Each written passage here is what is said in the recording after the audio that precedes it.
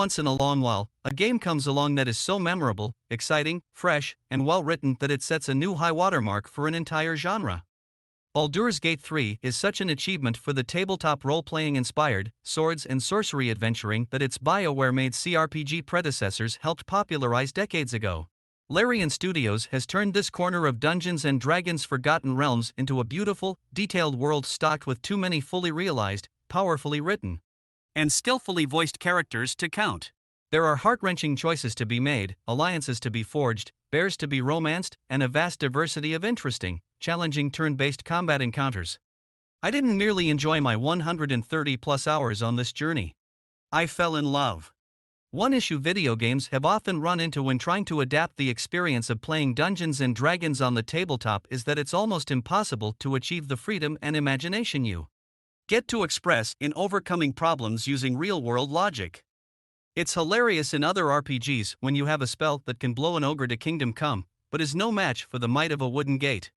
And while it's doubtful that any game will ever match that level of flexibility, Baldur's Gate 3 is a big step forward from what we've been able to do in the likes of Skyrim or Dragon Age. Those gates aren't going to stop a determined warlock. If something looks flammable, you can probably light it up with a fire spell. If you want to save on lockpicks, most doors can be hacked down with a big enough axe. You can get to a lot of secret areas that other games would have blocked off with invisible walls by climbing and jumping. I was able to skip a huge boss fight by challenging a terrifying zombie guy to a drinking contest and, thanks to having a high enough constitution score, I goaded him into drinking himself to death while I was still roaring for more.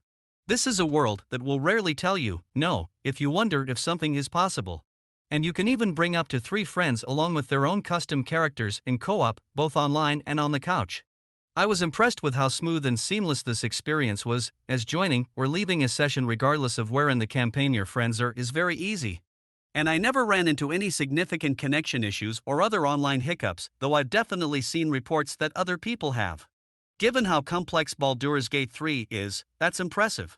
It only gets better, and funnier, when you realize you can have one person distract a guard by talking to them while the other steals everything that's not nailed down behind their back. There's a huge amount of freedom in who you can be in this world, as well. This character creator is one of the best I've seen outside of MMOs in a long time, featuring 29 different subraces with unique abilities and models. Each of the 12 classes have at least 3 specializations that play quite differently, with wizards and clerics getting even more to choose from. And I just love the art direction on every humanoid, enemy, and even the outfits. I've rarely experienced so much joy just looking at the beautiful, flame-haired elven ranger I designed outside of Final Fantasy XIV. It's not just the static model, either.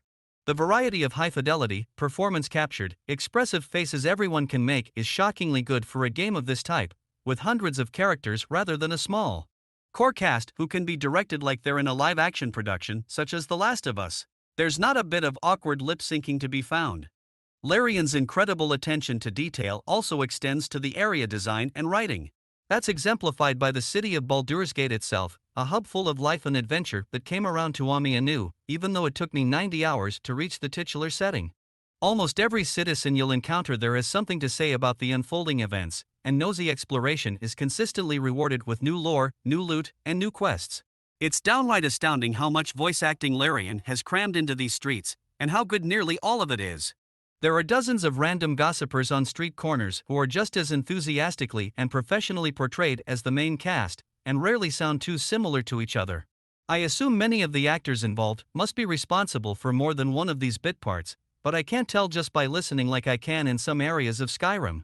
First among this delightful cast are your companions, a motley crew of multi-layered, interestingly flawed characters who both grow and sometimes regress over the course of the campaign. The cheerful, eager tiefling Karlach, who is basically a demonic bomb instead of a heart, quickly became my best friend. I had flings with the dark cleric Shadowheart, the arrogant wizard Gale, and yes, the stoic Halsin, who can turn into a grizzly bear, among other creatures. There are plenty more where they came from, and they all have elaborate background stories and the capacity to significantly grow and change. The main villains, about whom I will spoil as little as possible, are just as richly written, with complex motives and their own individual brands of malice that inject new and greater threats into the last third of this epic-length adventure. I also really enjoyed Larian's approach to romance.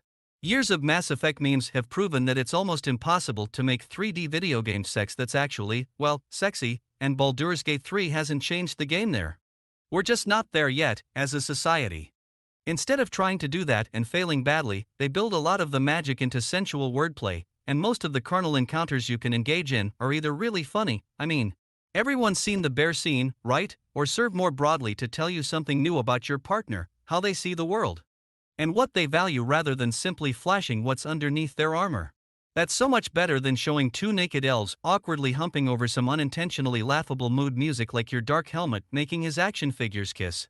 When it was time to put our clothes back on and roll for initiative in combat. Baldur's Gate 3 never failed to impress me with the care and thoughtfulness with which the encounter design was set up to torture me. It's like each one is carefully crafted to make me want to scream at the dungeon master, "You bastard." And I mean that in the best possible way. One fight involved teleporting imp creatures who garrote my party members before carting them off to separate locations, preventing spellcasting and forcing everyone to fend for themselves. The next might be against some terrifying insectoids who leave everyone literally petrified with fear, so I have to find a way to win without being able to move. The AI can be cunning and savage, especially on the top-level tactician difficulty. At no point have I been able to fall back on a repetitive, grinding routine. You think on your feet or you die and reload your latest quick save. The learning curve is helped somewhat by a clean and readable UI that lets you press T when hovering over any creature, object, or key phrase in a tooltip to get more information. It's not helped, however, by a pretty inadequate set of tutorials that takes a lot of knowledge about D&D for granted. I know 5th edition well enough that it didn't really trip me up. But I can definitely see where others would completely overlook some critical concepts like how saving throws tied to specific attributes work. And Baldur's Gate 3 doesn't care to explain them in detail. You can get by without some of this knowledge, especially on the lower difficulty, but you certainly won't master combat without it. You could benefit a lot from reading the 5e Player's Handbook before you get started, but Larian shouldn't expect that of you. Your character and companions also take some time and experience to develop as effective killers. And the first 4 levels or so can feel unnecessarily brutal due to how fragile you are when you start out. That's mostly a product of adapting 5th edition D&D so closely, and Larian's designers didn't take it upon themselves to correct this long-running problem from the tabletop. They do, however, often give you ways to even the odds or avoid combat. If you're clever, you'll do well to watch the environment for things like heavy objects hanging from a destructible thread above your enemies. Or prep for combat by finding some isolated guards and kicking them over a railing while no one is looking. But once my party got beefed up with 5 levels worth of upgrades and some magic items, I was happily blasting, slashing, and shooting my way through fights using all of the versatile abilities and environmental options at my disposal. My favorite pair of boots let me teleport to anywhere I could see once per day, something normally restricted to the magical classes, which was extremely helpful for setting up my ranger in inaccessible areas with a commanding view of the battlefield. I took out some of the later bosses much more easily than I would have in a head-to-head fight simply because there was nothing stopping me from having 2 invisible wizards walk right up in broad daylight and hit them in the face with disintegrate before they even knew what was happening.